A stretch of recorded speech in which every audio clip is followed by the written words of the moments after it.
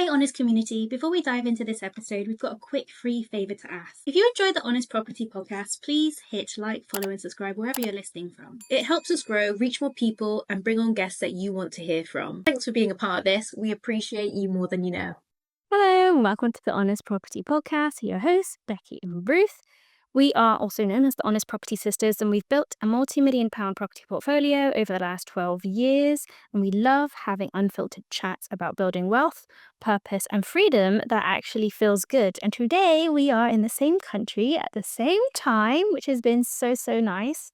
We're both in Malaysia, and I feel like we've been a bit out of practice with the podcasting for a little while because we've had a really nice Christmas and New Year's break here. But in the spirit of 2026, we wanted to share about how we think beginners should learn about property investing. Because when we started, we had really limited options, which were actually really costly. And nowadays, we had limited options with limited information available because it was like the beginning of the internet. Well, how old you are. Well, nowadays there's like so much information on. So much information, but that can also be to a detriment as well. Overwhelming. There's so many personality types. There's so many lifestyles, showing different ways of how to do pretty much everything.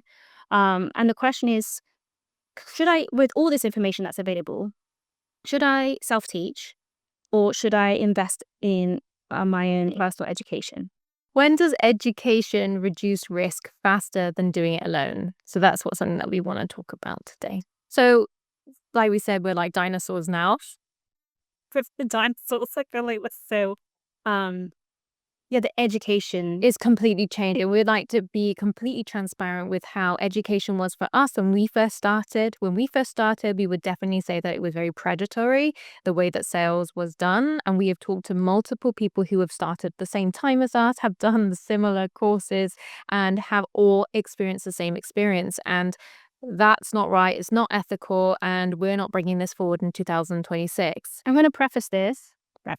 I'm going to just jump in and include that if you're in a room where they're saying things like, raise your hand, run to the back, today only, it's this price, get out, because Run, don't walk.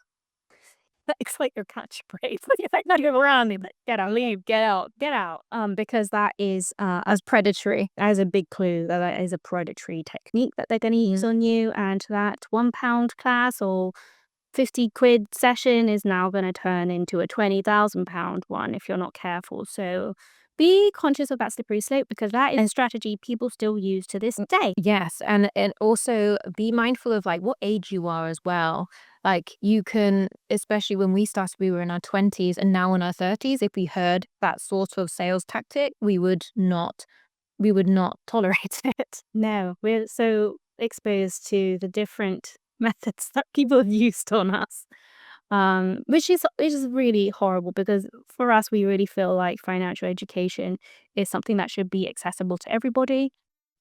And when people take the initiative to seek that information out themselves and they commit to going to an event, or somebody who says that they're going to provide them with a course or something like that, for that person to take advantage of that vulnerability is really awful. So let's go in 2026 with knowledge and the right mindset in how to invest without being taken advantage of. So 2026, here we go. Also, I want to say that back in the day, it's been a while since we've done a podcast.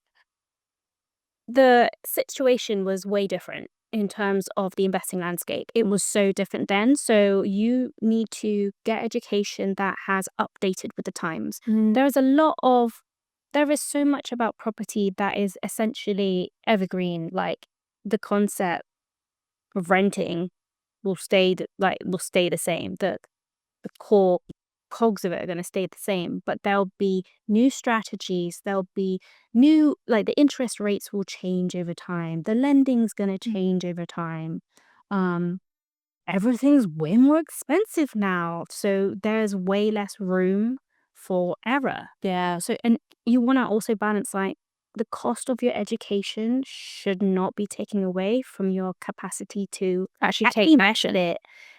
So that, say there was something out there that was 25 grand to do, that 25 grand could have gone further for you if you actually invested it in something and not pretend that putting that much money in your education is going to be the answer to your riches. It's not. A lot of people did start. I mean, if people, I would say a lot of people who just wanted to figure out as they go along probably had people in their circles who were builders and contractors, or people who were around the space where they could make those kind of mistakes because they could ask questions. So just, it is riskier now. It's riskier, more expensive to make those kind of mistakes. So just be mindful of just everything being a higher cost in 2026. Yeah. So I think, it is. I think what we're trying to say is there's a balance. You figuring it all out as you go is actually really risky, but you also don't want to put you don't want to pay too much for something where that money could have actually just gone into you being proactive and actually start investing. Yeah. So I think I really love learning from other people on the internet. Same. And hearing their opinions and books as well. I really enjoy reading other people's books or other people's podcasts. I learn a lot from. We learn a lot about glamping through podcast. You know what? We would learn so much from podcasts and listening to books when we were refurbing our own properties. Yeah. It was fascinating. But I think podcast is a really great way to hear a lot of information. Put it on 1.5 speed. Especially if you're short of time. I think my brain just works that fast now. Yeah.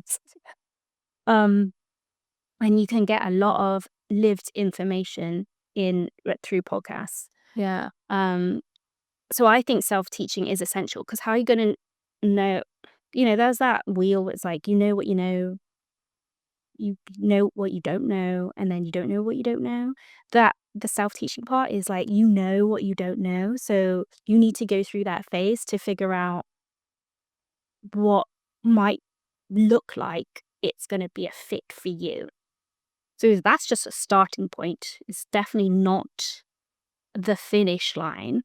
But self-teaching through just going on Instagram and looking at other accounts that are sharing information, blogs, YouTube, podcasts, books, it will help you understand the landscape. It gives you awareness of all the different strategies or types of investments that you want to make, but it's not going to give you momentum unless you have so much willpower yourself.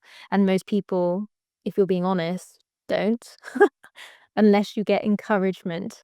It's like a child when you say, "Well done, you're doing a great job." They're going to feel a lot better that you've told them, "That's great." Like, you can do it. But if you're just consuming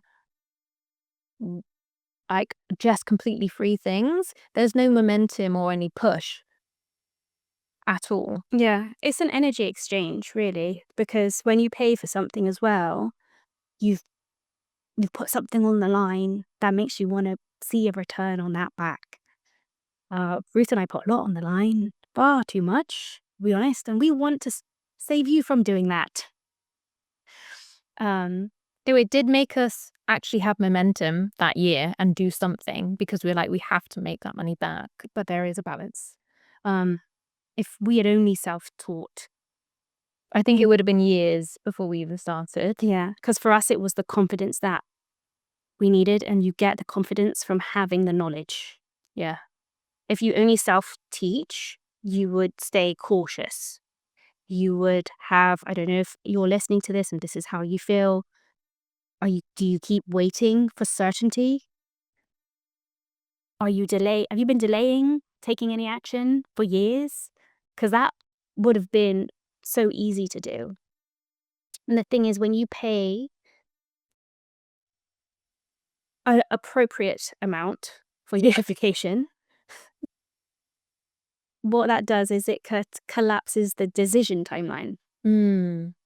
And one thing you definitely can never get back is time.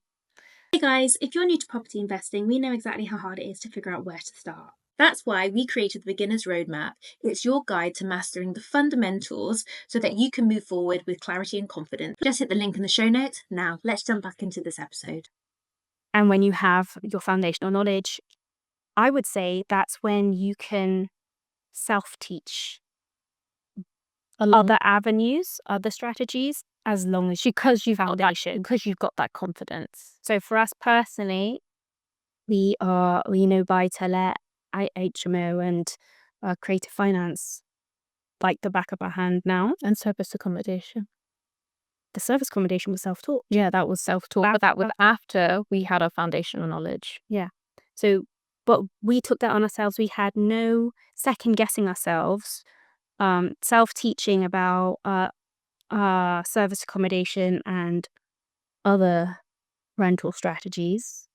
Because we had the fundamentals. And when you have that, your mind's just going to be like, one day, it's going to go from one day we're going to invest.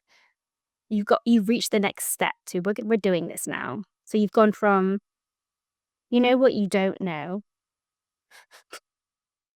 Oh, God, you know what you don't know, but now you know. So you know. Now you know. What you don't know, you don't know. But what you don't know, you don't know, you don't know. Is that it? That's just part of that. But you know what I mean. Like you've entered the next stage. It's like you now have the fundamentals of what you know you don't know. All the other things that you you don't know, you can figure out because you've got that base. I hope that makes sense. And doing a course or doing mentorship. Well, we have mentioned this in the past. This isn't about like we doing a course. Don't like going. Would you go straight to mentorship or would you do a course first? And I think it's personally a waste of money to go straight to mentorship when you don't understand the fundamentals. When you go straight to mentorship and you are spending more money for them to have to explain things you could have done a course on, like whether it were like in person or self-paced course, you want to turn up to that mentorship. That's going to be so costly if you're having to use more of their time for them to have to explain like the simplest things when you could have gone straight to, I'm doing this I want to do this strategy and you're experienced in this and I want you to help me to actually take action with it now. A mentor is there to give you confidence to take even more action and more defined. Anything you are second guessing or you want them to run the numbers for you with you, that's when you ask for that advice. Otherwise, it's gonna just cost you way more. Because you don't understand. Yeah. Yeah. Like for us, when we had a mentor after we learnt the foundational knowledge, It was way more useful. but really the thing that they helped us with was the biggest hurdle was just walking into a letting agency, and that was it. No, it was an estate agent. Oh, yeah, it was both of them, but that was it. That was like our only hurdle. Whereas for other people, they might think, well, that was literally nothing. Why would you pay money for a mentor just to walk into a building and walk out? But that was our biggest hurdle. It was expensive. But yeah, if you are thinking about whether to do a course first or just go straight to a mentor, do a course first. Get your foundational information in. You're also not wasting the mentor's time. Yeah, They want to help you. they want to help progress. you actually move to your next stage. Their job isn't to I mean, it can be, but like expect to pay. Their job isn't to go through every single fundamental with you. They want talking to other mentors who have said the same thing. They want clients. They want people who actually already know so that then they can really feel like they're being helpful. Also, from a mentor's perspective, it is so hard to give someone the confidence. And I've said this already, if you have the foundational knowledge, your confidence will already be leaps and bounds greater for you to take proactive steps. And that's when the mentor comes in and helps you with that bit, not helping you raise your confidence or understand what a mortgage, like what mortgages are. Like, you need to get that first, and then they can help you. They can actually help you. They can actually help push you forward. Education, like, is costly. Like, you don't want to. The property, you've already said this, but the property industry is so costly. But one mistake is quite costly. That's why I think that's the thing that holds a lot of people back. At the same time, you're only going to really learn everything. You're only going to truly learn things when you're doing it. But what education does is it helps reduce. But we're not going to say it's going to stop everything. It's going to be the thing that, Because things will go wrong. Things are bound to go wrong. And that's how you, like, the practical learning is what makes you learn your lessons that you don't do it again. Yeah. But learning means you avoid structural mistakes. You understand the reality. It's like, just people think that, landlords buy a house. But I would say a lot of members of the general public might think, okay, that person's a landlord. There is, they have no mortgage on the house. That, like, they're totally removed from true reality of what it takes to invest in a property, or how to keep a property going for long term. Like, you could be an accidental landlord and not know anything about running or keeping that asset going. And that's why a lot of people who do become accidental landlords end up having to sell, because they don't know anything about how to hold on to a property or how to manage it, or how not to get ripped off by someone else managing your property. If you don't understand any of that, then you're going to be taken advantage of, or you're going to have to sell your asset. Yeah, because it's just going to be too much for you. So I think people underestimate the knowledge that is required. Like, it sounds really obvious, doesn't it? Yeah, but property is not for everyone, and there's a reason. But having that foundational financial literacy of how to look after and manage an asset, that will make you feel so much more confident. And it will also give you confidence to talk to other people who are investing and know the language, to be able to have open conversations with people that you trust who are in the space, to learn from each other. If you don't have the language of property, you're not going to get very far with having open conversations with them. So when it comes to pricing, this is a tough one to answer. I think we had actually made it pretty clear that you don't need to spend like 25 grand on your property education. You don't.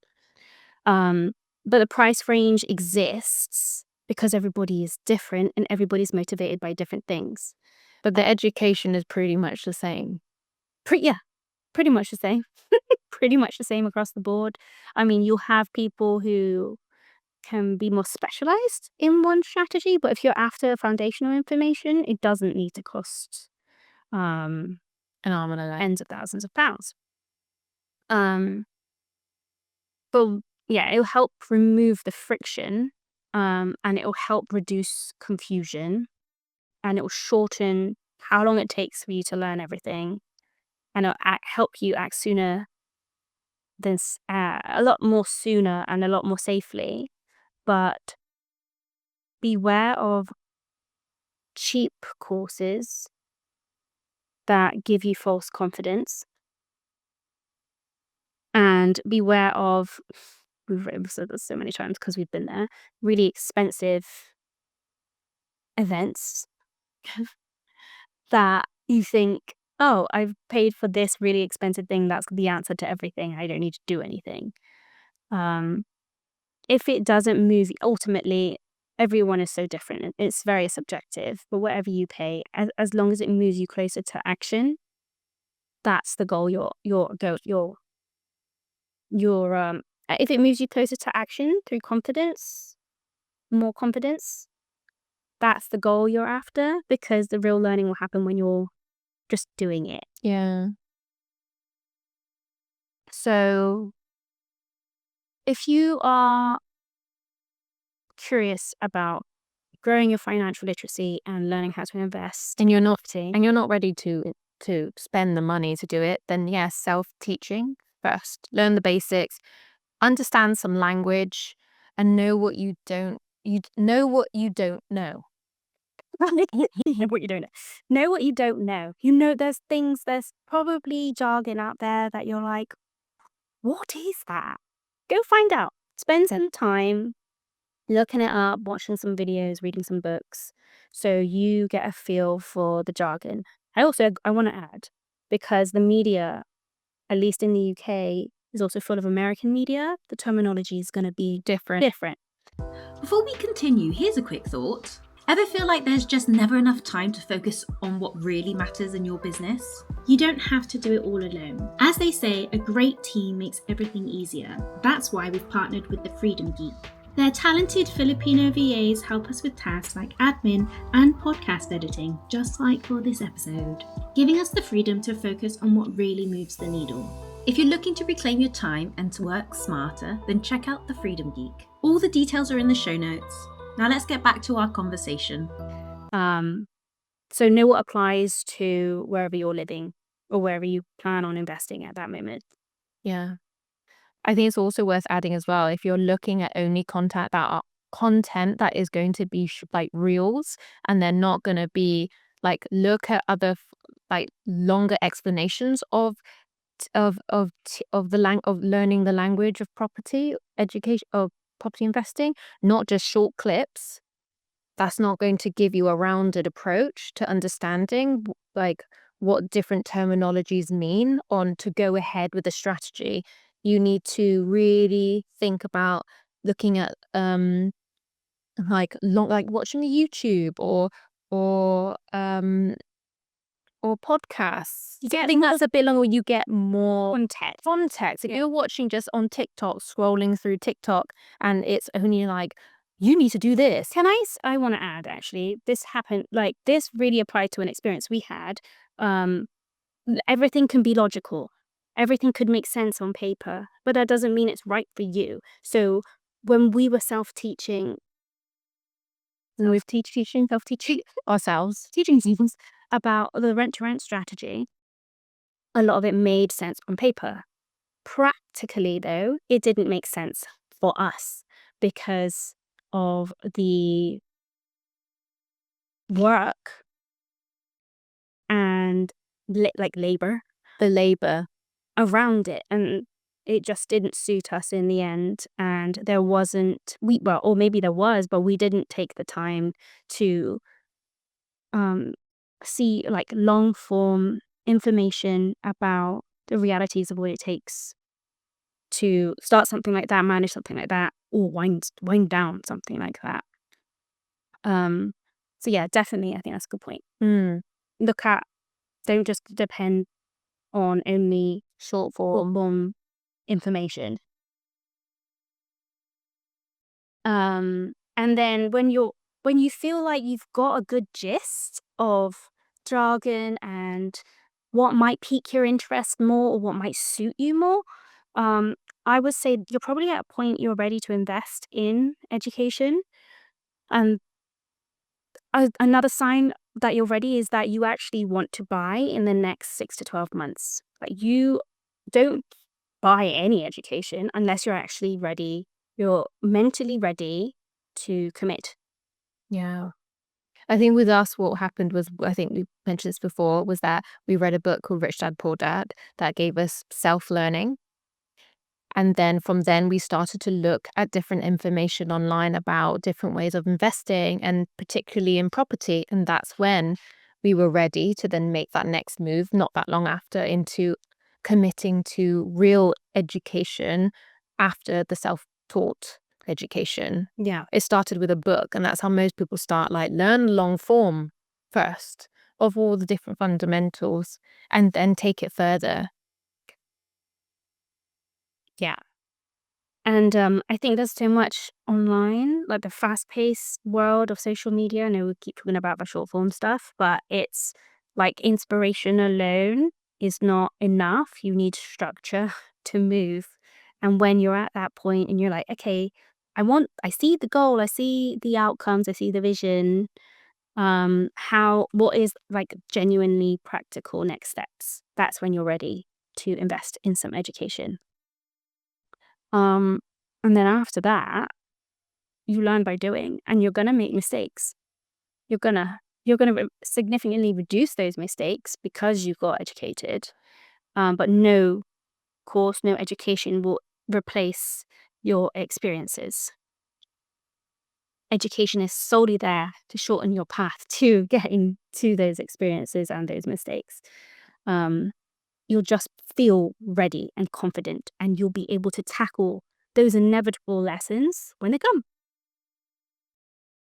So just to round up, self-teaching builds understanding, education reduces your risk, and action builds wealth. And it's that simple. You self-teach, but take advantage of the information that's out there. That avoids you from being totally naive. Like, that is And really, when you get to the point of overwhelm, that's probably a good time to go. Maybe I should have more clear, make it more clear and structured. yeah. I think that's probably a good turning point when you're like, it's too much. How would you choose what education or what educator to go with? I would only base looking for someone who is living the life that I want to live. Has a lot of the time you gravitate to someone who has similar lived experience, but have got a few steps ahead of you with where you want to go. Oh, yeah, I agree. I had a friend message the other day, and she was deliberating over various educators, and I said the same thing. I said, you need to, and this is what we didn't have. You need to, there'll be a lot hustle, aim for the stars, Like all or nothing, give up your family, and that was what we were shown. That's how you're like. there'll be certain lifestyles that are just too hustly. Like, Yeah. 5 a.m. club. There's nothing wrong with it if that's your joy.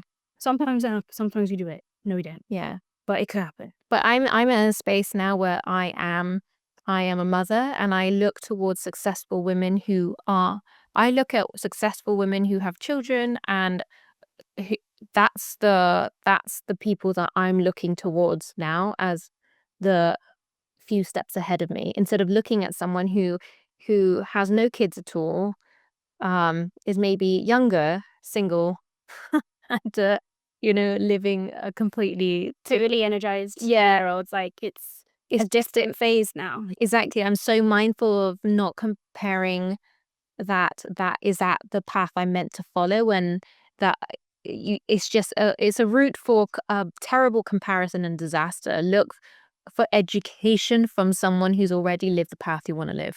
Yeah, and steer far away from somebody who's. I think that's the other thing that a lot of people miss out on is energy management. How do you want your day to look like? Do you want to be running around fixing furniture, doing repairs? Because that's going to be your life. When we started, that was our life. We were in our early 20s. We had the time to be able to, well, not really, we were also in education, but we did make time to be doing a lot of the work ourselves, because we didn't have any other responsibilities.